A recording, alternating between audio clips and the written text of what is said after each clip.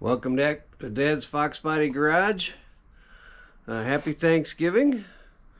It is right around 1 o'clock. And I think we're going to work on Calypso a little bit. I had a little time to think about what I want to do here as far as the whole carburetor and not having a port off the back. And what I came up with is I'm just going to bolt it on and get it running, see how it runs, mess around with it because I can. It's here. And then I'm going to put the air cleaner on and measure the gap between the hood and the top of the air cleaner and determine if I can go with a spacer. If I can, I'll do that. I'll just have to get some longer studs for the throttle cable side where I have the bracket. If I don't have room, then I'm probably going to try the port on the back of the intake manifold. I think I probably explained that poorly in the last video. But there's a block off plate that leads right into like the plenum area of the intake manifold. And that's if you wanted to put some kind of blow off valve on there or something. With these style blowers with the rib belts, you really don't have to do that because the belt will slip if it kicks back. If you had a cogged belt, you'd want to blow off on there. So I might pull that plate off and then put an additional, say, T in there so I can run one vacuum line, a small vacuum line, to my carburetor for the power valve port, and then one to the master cylinder.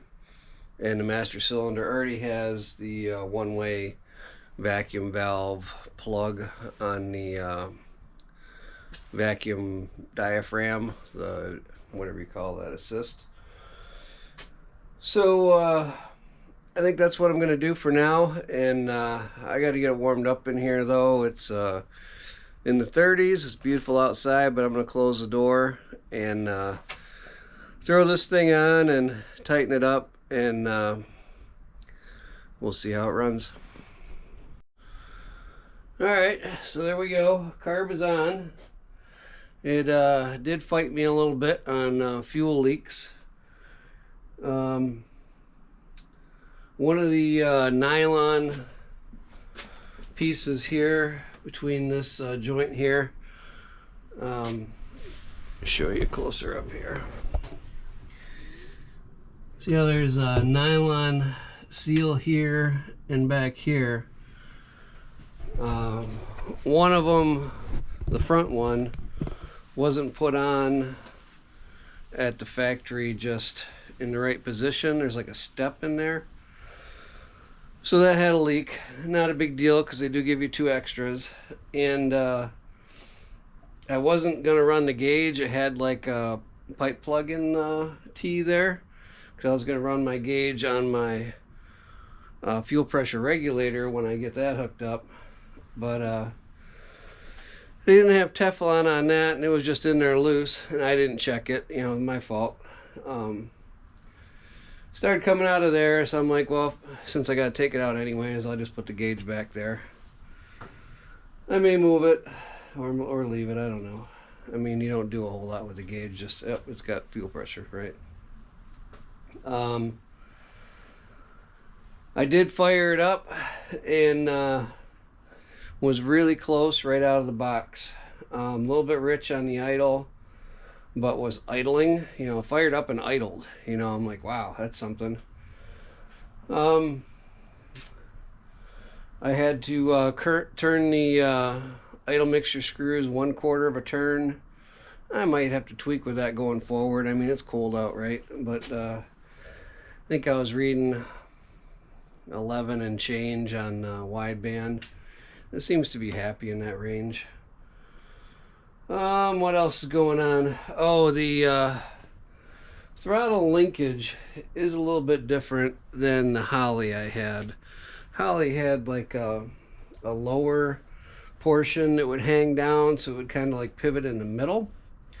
so I could put my return springs mounted to that.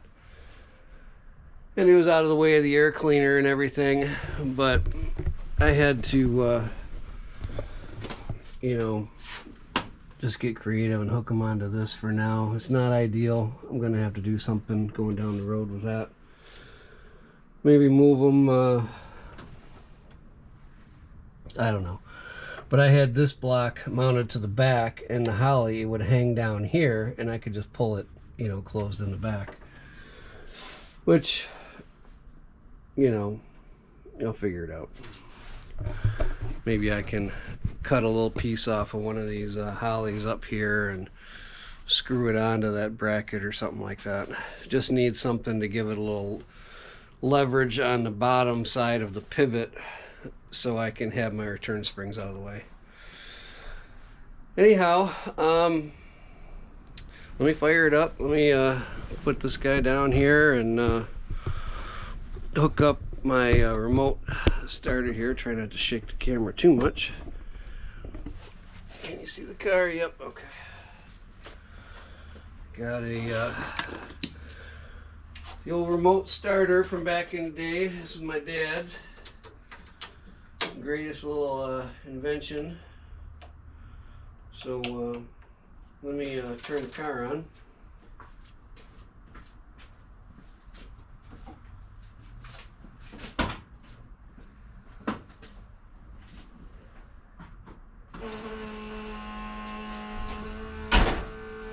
That's the fuel pump. Gear going there.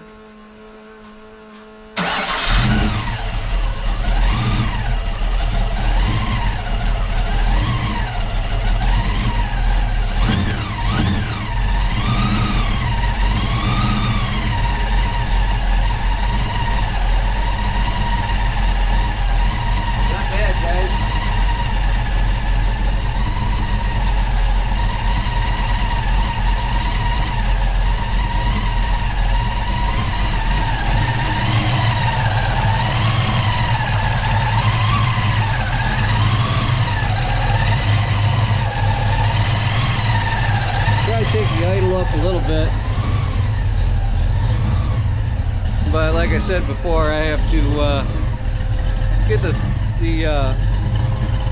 fuel pressure regulator on there, but sounds pretty darn good.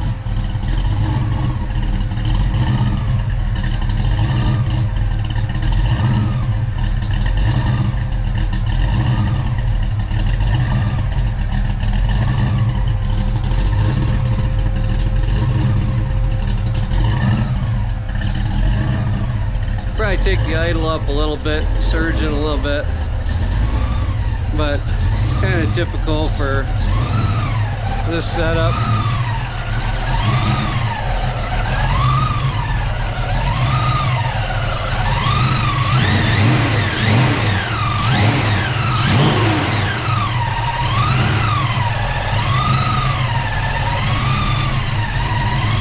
Well, that's it for now. Get out where you can hear me.